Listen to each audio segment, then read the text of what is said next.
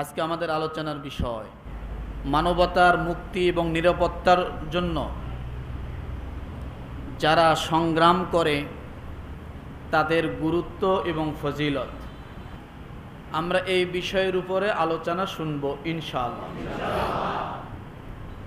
কুরআনুল কারীমের সূরাতুন নিসা, কোন সূরা?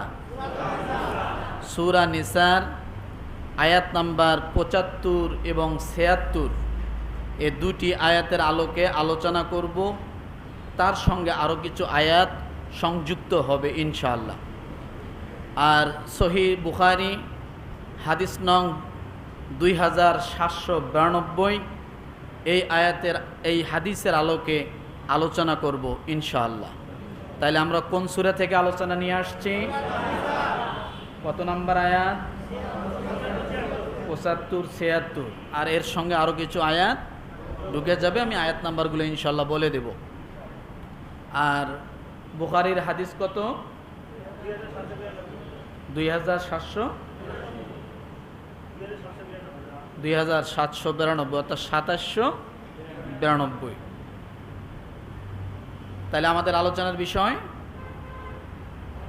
মানবতার মুক্তি নিরাপত্তার জন্য যারা সংগ্রাম করে তাদের গুরুত্ব ফজিলত। মনে থাকবে ইনশাআল্লাহ। বিষয়গুলো মনে রাখলে আলোচনা বোঝা কি হবে? সহজ হবে। আসুন, আল্লাহ পাক রব্বুল আলামিন বলেন সূরা নিসা আয়াত নাম্বার ৭৫, ওয়ামা লাকুম লা তুকাতিলুনা ফি সাবিলিল্লাহি ওয়াল মুস্তাদআফিনা মিনার রিজালি ওয়ান নিসা ওয়াল বিলদানিল্লাযীনা ইয়াকুলুনা রব্বানা আখরিজনা মিন হাযিহিল ক্বরয়াতিজ যালিমি আহলুহা ওয়াজআল লানা মিন লাদুনকা ওয়ালিয়্যান ওয়াজআল লানা মিন লাদুনকা নাসীরা। কত নম্বর আয়াত? কোন সূরা? আল্লাহ পাক রব্বুল আলামিন বলেন ওয়ামা লাকুম লা তুকাতিলুনা ফি সাবিলিল্লাহ। হে ঈমানদারগণ, হে মুসলিমগণ, ও মুত্তাকিগণ, ও মুসলিহিনগণ, সকল ধরনের মানুষকে আল্লাহ একত্রিত না এনে আল্লাহ রব্বুল আলামিন ঈমানদারকে আল্লাহ একটা মেসেজ পাঠিয়ে দিলেন, মুসলমানদেরকে আল্লাহ একটা মেসেজ পাঠিয়ে দিলেন। তোমাদের জন্য এর কি বৈধতা আছে যে তোমরা আল্লাহর পথে সেই সকল অসহায় নর এবং নারী শিশুদের জন্য তোমরা সংগ্রাম করো না? সংগ্রাম যে করতেছো না, এটা না করাটা তোমাদের উপরে কি কোনো বৈধতা আছে? কে প্রশ্ন করেছেন? কথা বলেন। সংগ্রাম যে করছো না, কোন বৈধতার কারণে করো না?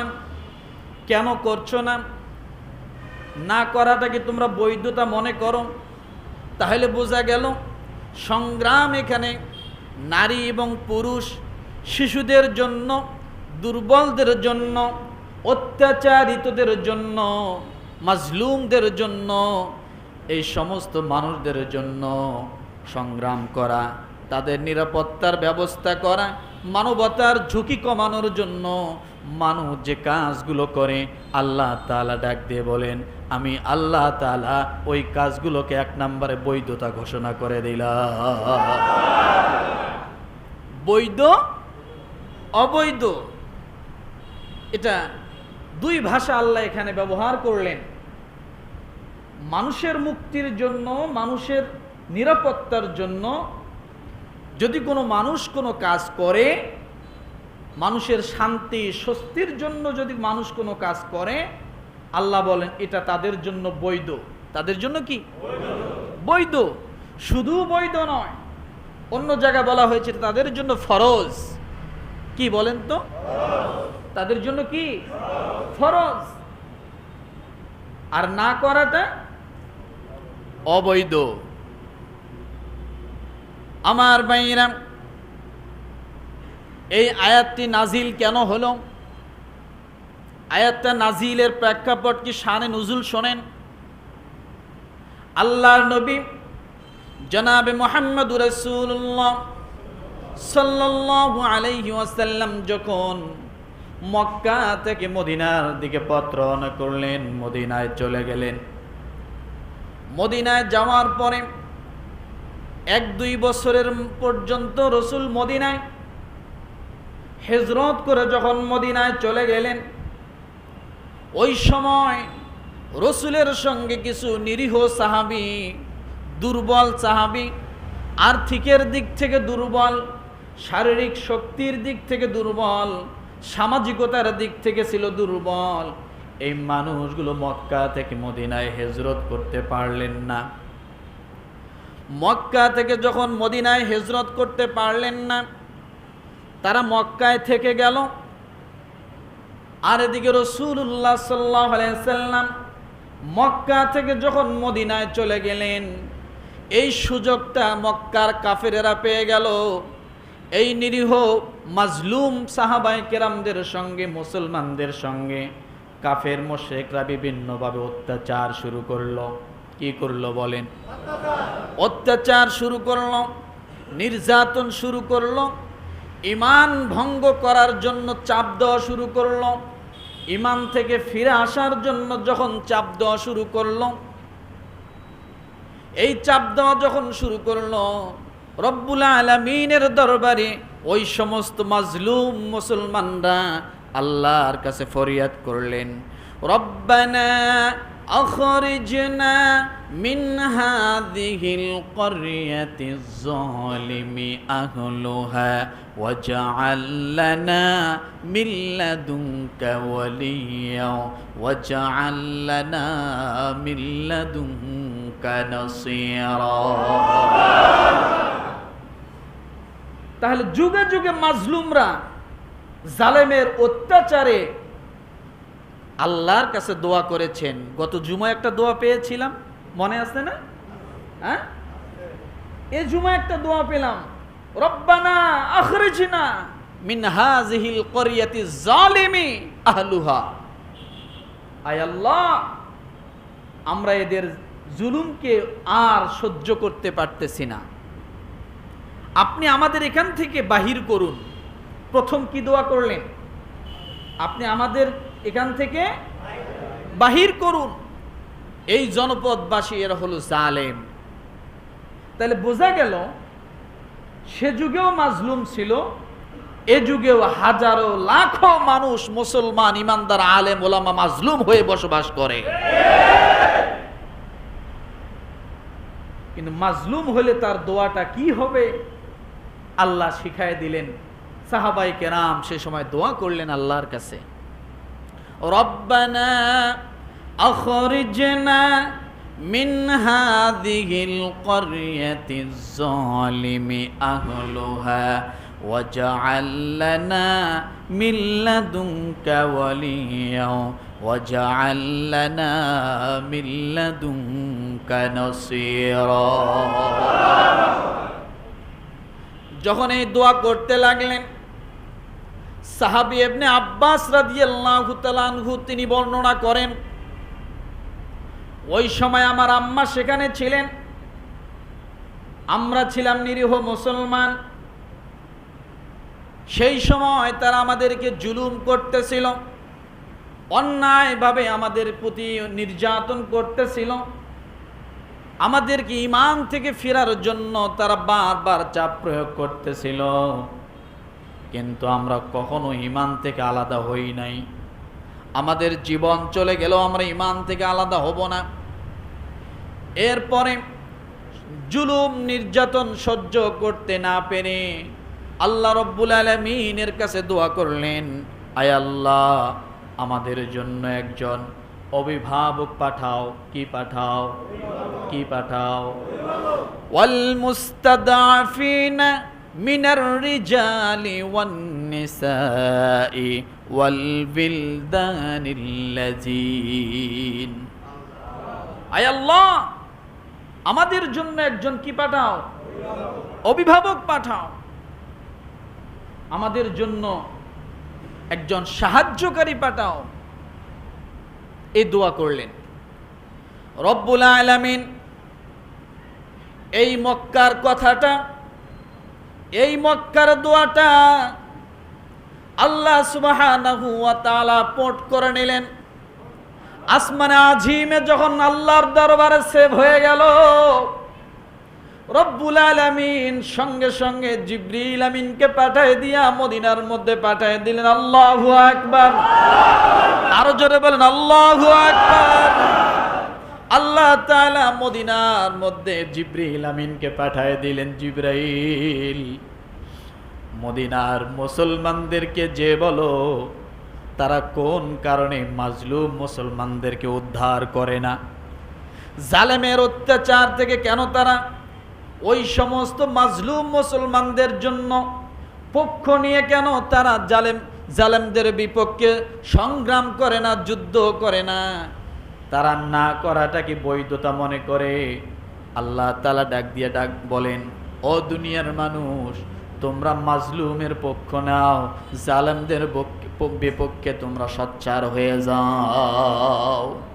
ওয়ামা লাকুম লা তুকাতিলুনা ফি সাবিলিল্লাহি ওয়াল মুস্তাদআফিনা মিনার রিজালি ওয়ান নিসাই ওয়াল বিলদান। আয় আল্লাহ, এবং আমাদের জন্য তোমার পক্ষ হতে একজন অভিভাবক বানিয়ে দাও, যিনি আমাদের জন্য কথা বলবে, আমাদের পক্ষ নিয়ে কথা বলবে, কারণ আমাদের পক্ষ নিয়ে কথা বলার কেউ নাই।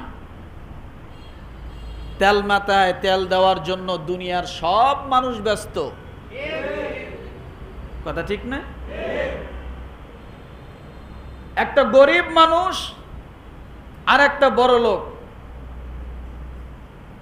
বুঝার জন্য বলছি, নিরীহ একটা গরিব মানুষ, সে কোনো অন্যায় করেনি, কিন্তু 5 টাকা 10 টাকা ভাড়া নিয়ে কম বেশি কারণে একটা বড় লোক, একটা শক্তিশালী মানুষ দেখা যাচ্ছে ওই নিরীহ মানুষটাকে চর থাপ্পড় মারতেছে।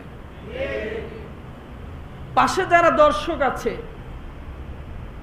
তারা উল্টা আরো এই জালেমের পক্ষ নিয়ে ওই মাজলুমের উপরে তারাও বিভিন্ন ধমক দিচ্ছে, আছে না?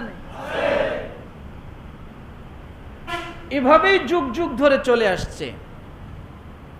কিন্তু যদি যে যেখান থেকে যখন যে সময় থেকে গ্রামে শহরে নগরে গঞ্জে দেশে বিদেশে সর্ব জায়গায় মহল্লা পাড়া থেকে নিয়ে যত জায়গায় জালেম গজাইতো, তত জায়গায় যদি আমরা মানুষ সোচ্চার হতাম, তাহলে জালেম কোনোদিন মাথা চারা দিয়ে উঠতে পারত না। আজকে এই পরিস্থিতি দেখতে হতো না, কিন্তু আমরা সেটা করিনি, বরঞ্চ জালেমের পক্ষ হয়ে মাজলুমের বিপক্ষে যে আরো উল্টে পারলে আমরাও 2-4টা চরথাপ্পড় মেরেছি। কিন্তু একটি কথা জেনে রাখেন, মাজলুমের দোয়া আল্লাহ কোনোদিন ফিরায় দেয় না। মাজলুমের দোয়া কোনোদিন আল্লাহ ফিরায় দেয় না। মাজলুম যখন দুহাত তুলে দোয়া করে, আল্লাহ এবং বান্দার মাঝে কোনো পর্দা থাকে না, সমস্ত পর্দা উঠায় নিয়া আল্লাহ মাজলুমের কথাগুলো শোনেন এবং মাজলুমের কথাগুলো আল্লাহ সেভ করে রাখেন। সেই দোয়াই করেছিলেন, রব্বানা আখরিজনা মিন হাদিহিল ক্বরিয়াতিজ যালিমি আহলুহা ওয়াজআল লানা মিন লাদুনকা ওয়ালিয়্যা ওয়াজআল লানা মিন লাদুনকা নাসীরা। আল্লাহর কাছে মাজলুম ডাক দিয়ে বলে, আল্লাহ আমাদের জন্য একজন অভিভাবক পাঠাও। আর কি বললেন? এবং তোমার পক্ষ থেকে আমাদের জন্য একজন সাহায্যকারী বানিয়ে দাও, যারা আমাদেরকে কি করবে? সাহায্য করবে। আমার ভাইরা, এই দোয়া থেকে বোঝা গেল আল্লাহ সুবহানাহু ওয়া তাআলা মাজলুমের জন্য দোয়া শিখিয়ে দিয়েছেন। এইভাবে কত মাজলুম এই দুনিয়ার জমিনে এখনো আছে। ওই গাজার দিকে তাকান, ছোট নিরীহ বাচ্চা থেকে নিয়ে শুরু করে, শিশু বাচ্চা থেকে নিয়ে শুরু করে, পুরা ফিলিস্তিনের আকাশ বাতাস, মুখের তো কান্না, চোখের পানি, গায়ের রক্ত জমিনের মধ্যে ঝরছে, কথা ঠিক কিনা? কিন্তু মুসলমান মনে রাখেন, একজন মানুষের গায়ের রক্ত এই জমিন যখন স্পর্শ করে, ওই জমিন থেকে ওই মানুষের জন্য কোনোদিন ব্যর্থ চেষ্টা কোনোদিন করে না, ব্যর্থ চেষ্টা কোনোদিন করে না। আপনি যে বিষয়ে সংগ্রামের জন্য আপনি রক্ত ঝরান না কেন, আপনার পরিবার, আপনার সমাজ, আপনার রাষ্ট্র, আপনার প্রতিবেশী, যে বিষয়ে আপনি রক্ত ঝরান না কেন, আজ হোক, কাল হোক, 10 দিন পরে হোক, 5 বছর পরে হোক, এর সফলতা আসবেই ইনশাআল্লাহ, আসবেই।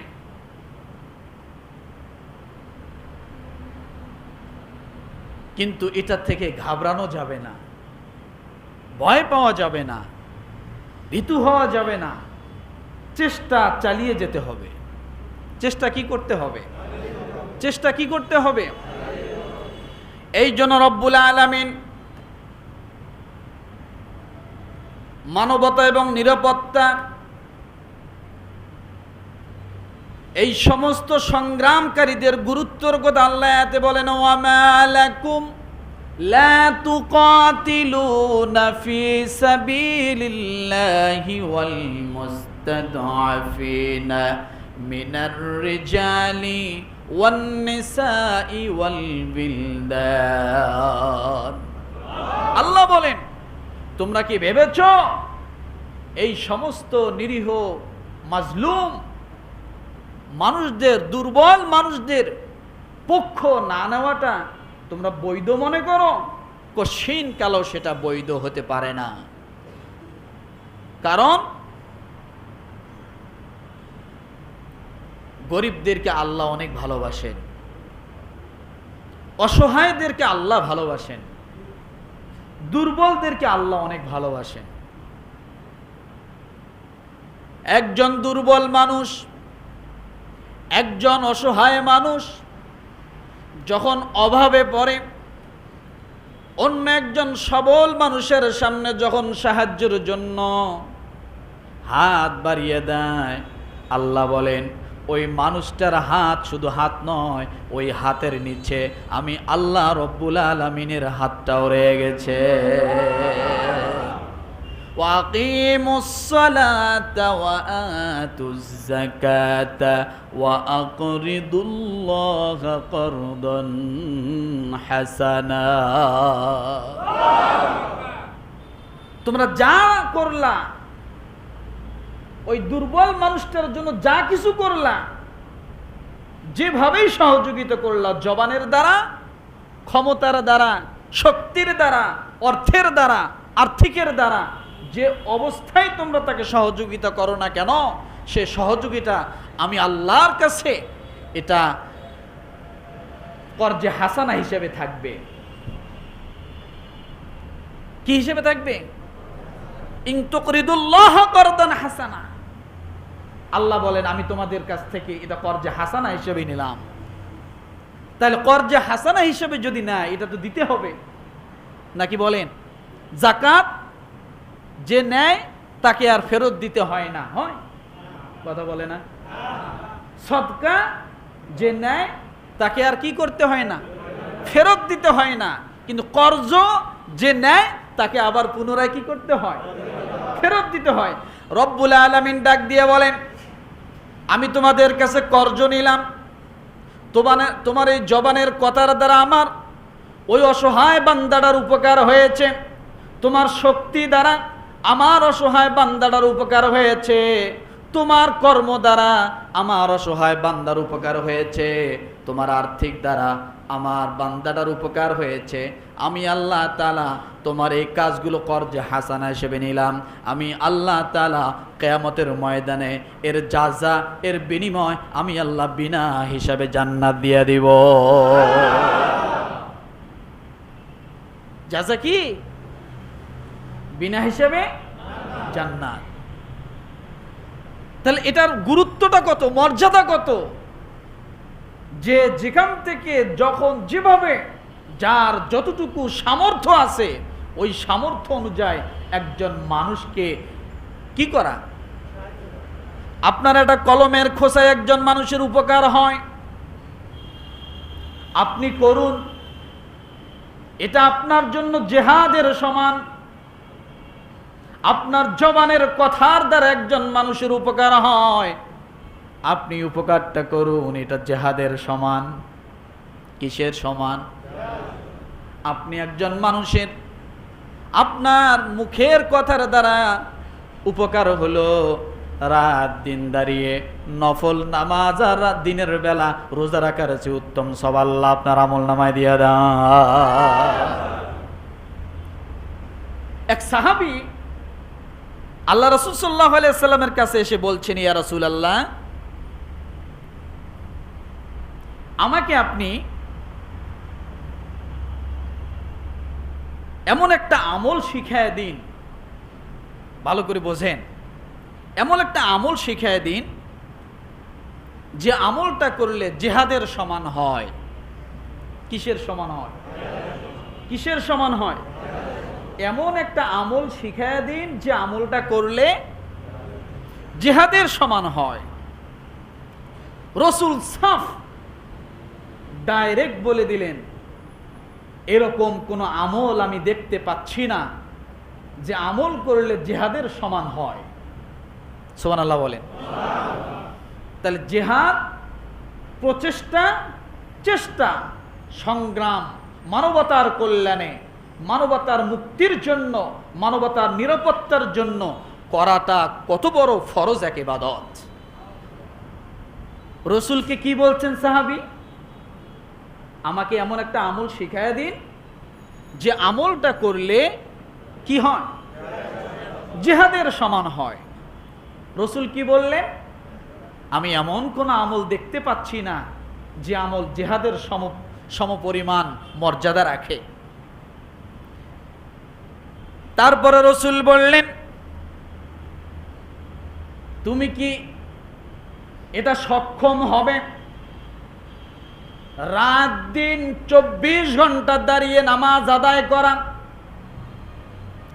কোন প্রকার বিরতি না দেওয়া। সাহাবায়ে কেরাম বললেন, সাহাবী বললেন, যিনি প্রশ্ন করেছেন, বললেন, ইয়া রাসূলুল্লাহ, এটা কি সম্ভব? তুমি আজকে থেকে নিয়ে রাত দিন 24 ঘন্টা নামাজ আদায় করবা, কিন্তু বিরতি দিতে পারবা না। সাহাবী বললেন, ইয়া রাসূলুল্লাহ, এটা কখনো সম্ভব না। আল্লাহর নবী বলেন, তুমি আজকে থেকে নিয়ে শুরু করে তোমার জীবন ভর পর্যন্ত তুমি যদি প্রতিদিন রোজা রাখতে পারবা কি? সাহাবী বললেন, ইয়া রাসূলুল্লাহ, এটাও সম্ভব না। আল্লাহর নবী বলেন, এটা যদি সম্ভব না হয়, শুনে রাখো, একজন মানুষ একটা সকাল অথবা একটা সন্ধ্যা যদি মানবতার কল্যাণে, মানবতার মুক্তির জন্য পা বাড়ায়, আমার আল্লাহ তাআলা সারা জীবন ভর রোজা এবং নফল নামাজ পড়া সব তার আমল নামায় দিয়ে দেয়।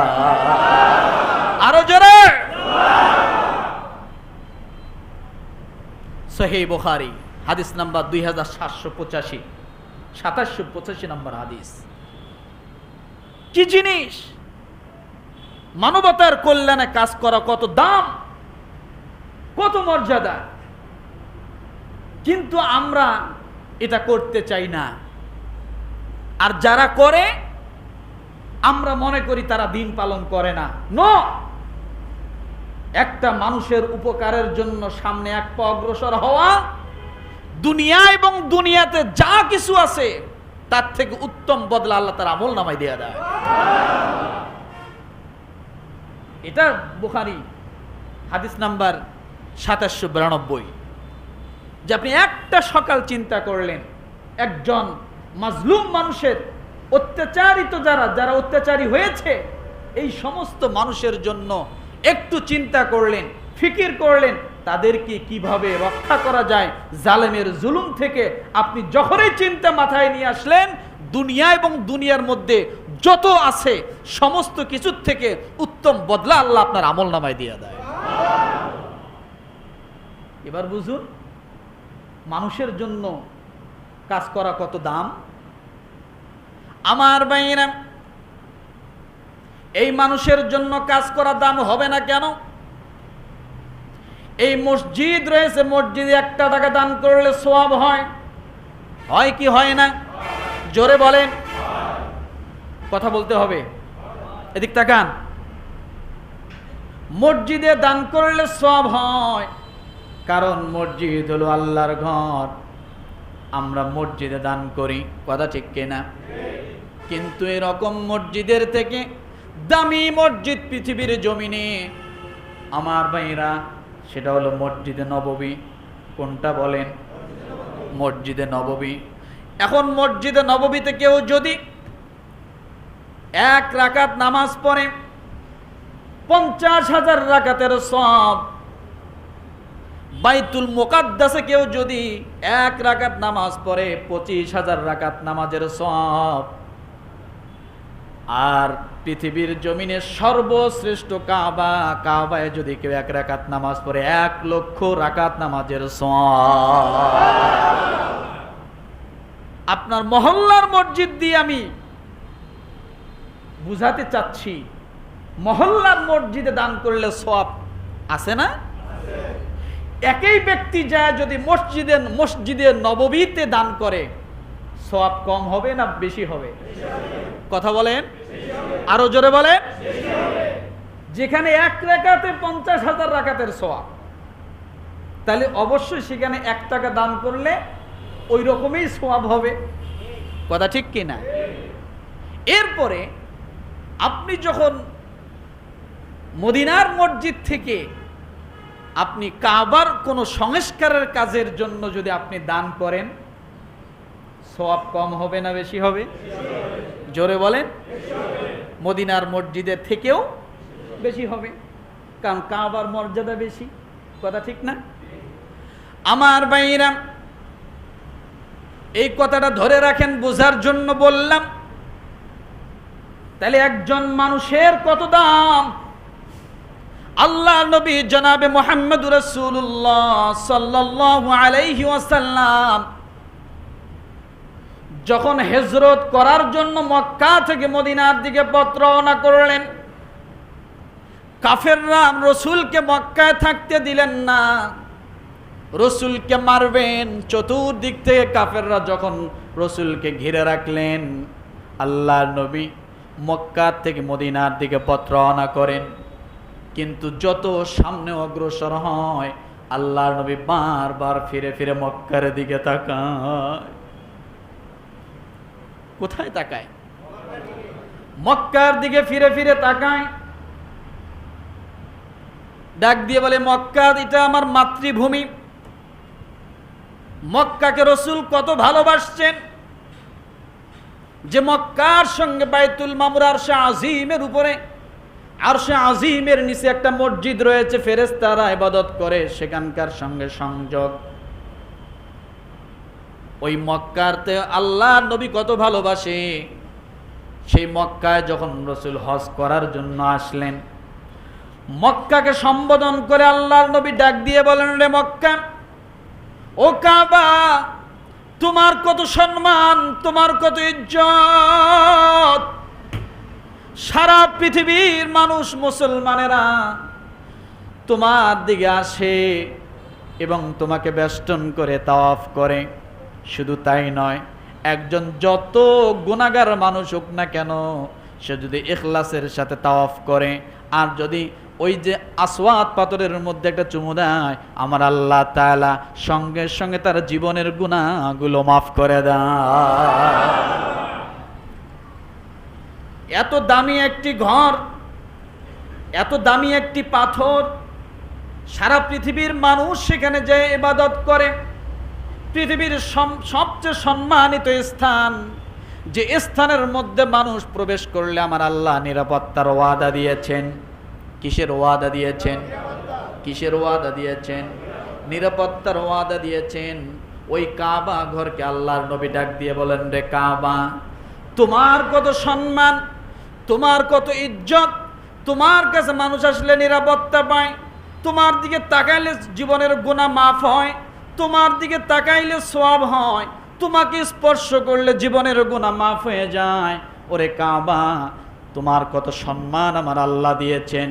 কিন্তু রে কাবা, আমি এই কথা বলতে পারি বলিষ্ঠ কণ্ঠে, তোমার মতো হাজার হাজার কাবা যদি, লক্ষ লক্ষ কাবা যদি তামাম দুনিয়া ভরে যায়, সাদা আসমান জমিন যদি ভরে যায়, তারপরও যাররা পরিমাণ একজন ইমানদার মানবের যত দাম, এর থেকে বেশি দাম কোনোদিন তোমার হতে পারে না।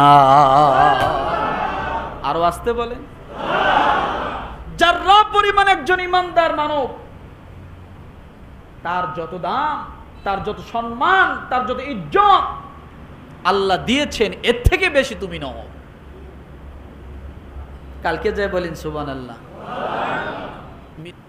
কারণ চক্রান্তকারীরা চক্রান্ত করবেই। চক্রান্তকারীরা কি করবে?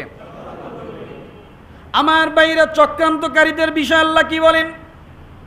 সূরা নিসা আয়াত নাম্বার ৭৬ আল্লাহ বলেন, আল্লাযীনা আমানু ইউকাতিলুনা ফি সাবিলিল্লাহ ওয়াল্লাযীনা কাফারু ইউকাতিলুনা ফি সাবিলিত তাগুত ফাকাতিলু আউলিয়া আশ-শাইতান ইন্না কাইদাশ শাইতানি কানা দাঈফা। রব্বুল আলামিন ডাক দিয়ে বলেন, যারা ঈমান এনেছে তারা আল্লাহর পথে, মানবতার পক্ষে, মানবতার নিরাপত্তার জন্য, মানবতার কল্যাণের জন্য তারা সংগ্রাম করে। যারা ঈমান এনেছে তারাই করে। কথা বোঝেন? যারা ঈমান এনেছে তারা করবে। এরপর আল্লাহ বলেন, আর যারা কুফর অবলম্বন করেছে তারা মানবতার জন্য, মানবতার মুক্তির জন্য তারা কখনো আল্লাহর জন্য তারা এইভাবে যুদ্ধ করতে পারে না। মানবতার মুক্তির জন্য তারা করে না। তাহলে তারা তাগুতের কথা মতো চলে। কার কথা মতো চলে? তাগুতের কথা মতো চলে, জালেমদের কথা মতো চলে। আজকের প্রমাণ, আজকে সরকারি বাহিনী, পুলিশরাই বলতেছে না যে কিছু সংখ্যক কয়েকজন অফিসারের কারণে আজকে আমাদের এই অবস্থা। তারা কি করেছে? তারা একটা পক্ষকে খুশি করার জন্য, নিজেরা পুরস্কৃত হওয়ার জন্য এই সমস্ত নিরীহ পুলিশদেরকে দিয়ে তারা এইভাবে জুলুম চালাইছে। এগুলো সব প্রকাশ হচ্ছে। তাইলে বোঝা গেল তাগুতের পক্ষ নেওয়ার মতো কিছু মানুষ আছে। আল্লাহ তাদের কথা কি বলে দেখেন। আল্লাহ বলেন, ফাকাতিলু আউলিয়া আশ-শাইতান, সুতরাং তোমরা শয়তানের বন্ধুদের সঙ্গে সংগ্রাম করতেই থাকো। সংগ্রাম করতেই থাকো, আজীবন করতে হবে। দুনিয়া যতদিন আছে সংগ্রাম করে যেতেই হবে। সংগ্রাম এটাই শেষ না। সংগ্রাম কি এটাই শেষ না, যুগ যুগ ধরে চলে আসছে সংগ্রাম। এরপরে আল্লাহ হতাশা হইতে নিষেধ করেছেন, সান্ত্বনা দিয়েছেন, ইন্না কাইদাশ শাইতানি কানা দাঈফা। স্মরণ রেখো, শয়তান যত কৌশল অবলম্বন করুক না কেন, একদিন তার কৌশল সব ধুলের সাত হয়ে যাবে। এত পরিমাণ ভুল করতে থাকবে, সে যে ভুল করতেছে এটা সে বুঝতেই পারবে না। আসলেই তো বাস্তবতা। একটু গভীর জ্ঞানের দিকে তাকাইলেই দেখতে পারি, পরিস্থিতি একটু আপনি যদি যাচাই করেন দেখবেন ভুলের পর ভুল করেই গেছে। এটা আল্লাহর ওয়াদা। কারণ শয়তান সব সময় কি, তার কৌশল কি, দুর্বল। দেখতে অনেক, ভিতরে কি কিছু নাই, ভিতরে কিছু নাই।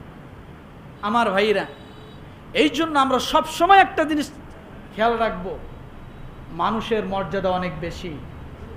কার মর্যাদা অনেক বেশি? মানুষের মর্যাদা অনেক বেশি। মানুষকে সম্মান করতে জানুন, মানুষকে সম্মান করতে শিখুন। মানুষকে সম্মান করলে আল্লাহ অটোমেটিক আপনার সম্মান বাড়িয়ে দিবে। মানুষ এমন এক জিনিস, মানুষের জন্য আপনি যা করবেন তাই ইবাদত। মানুষ এমন এক জিনিস, মানুষের সামনে আপনি দাঁড়িয়ে শুধু মুস্কি হাসি দিবেন, এটাই ইবাদত।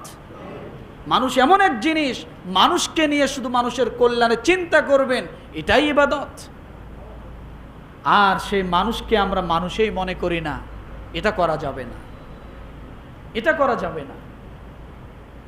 আবার যদি আমাদের মাঝে হাজারো সংগ্রামের পরে, রক্ত ঢেলে দেওয়ার পরে যদি বিজয় আসে, বিজয়টা যেন এভাবেই উদযাপন না হয় যে শয়তান হাসতে থাকে। কথাটা বোঝেননি? যেটা হয়েছে এটা অনেক বাড়াবাড়ি হয়েছে, অনেক অনেক বাড়াবাড়ি হয়েছে। আমার বিবেকে আসে না, আমার মেধায় ধরে না, আমি চিন্তা করে কুল পাই না যে সাধারণ জনগণ সংসদ ভবনের ভিতরে গেল কেমনে। ওটা তো আমাদের, ওটা তো আগামীকালও কাজে লাগতে পারে, ওখানে গেল কেন? তো অতিরঞ্জিত হয়েছে না, অতিরঞ্জিত হয়েছে না? হত্যা, লুট, পোড়াও জ্বালাও, এগুলো কোনোদিন ইসলাম সমর্থন করে না। কারণ মানুষের মর্যাদা যেমন আল্লাহ দিয়েছেন, মানুষকে সবচেয়ে নিকৃষ্ট আল্লাহই বলেছেন। কে বলেছেন? ওয়ালাকাদ যারানা লিজাহান্নামা কাসীরাম মিনাল জিন্নি ওয়াল ইনস লাহুম কুলুবুল লা ইয়াফকাহুনা বিহা ওয়া লাহুম আ'য়ুনুল লা ইউবসিরুনা বিহা ওয়া লাহুম আযানুল লা ইয়াসমাউনা বিহা উলাইকা কাল আনআমি বাল হুম আদাল ওয়া উলাইকা হুমুল গাফিলুন। মানুষকে আল্লাহ যেমন মর্যাদা দিয়েছেন, ওই রকম আল্লাহ মানুষকে বলেছেন এরা চার পায়া জানোয়ারের থেকেও নিকৃষ্ট। তাহলে কাবার থেকে উত্তম মানুষ, তাই না? কাবার মর্যাদার থেকে মানুষের মর্যাদা বেশি। আবার সেই মানুষকে আবার আল্লাহ তাআলা বলছেন এরা চার পায়া নিকৃষ্ট জানোয়ারের থেকেও অধম। কেন? তাহলে বোঝা গেল আমাদের ভিতরে রূপ আছে দুইটা। আমরাই দামি হতে পারি, আবার আমরাই কি হতে পারি? নিকৃষ্ট হতে পারি। সেটা প্রকাশ হবে কিভাবে? আমাদের কাজ এবং কর্মে। আমরা যদি মানুষের মানুষত্ব কাজ করি তাহলে আমরা মানুষ, আর যদি মানুষ হইয়া অমানুষের কাজ করি তাহলে অমানুষও থাকি না, খারাপ পশুতে পরিণত হয়ে যায়। হাজারো বাড়ি জ্বালাইয়া দিলেন, লুট করলেন, কি লাভ হয়েছে? একটা হাদিস বলবো, বলবো সাহাবায়ে কেরাম যখন যুদ্ধ করলেন, যুদ্ধের ময়দান থেকে কিছু সম্পদ তারা পেল। একজন সাহাবী কিছু অল্প কিছু সম্পদ আলাদা করে ফেলছিলেন। আরেকজন সাহাবী যে রসুলকে বললেন, ইয়া রাসূলুল্লাহ, অমুক সাহাবী সামান্য কিছু জিনিসকে আলাদা করে ফেলছেন।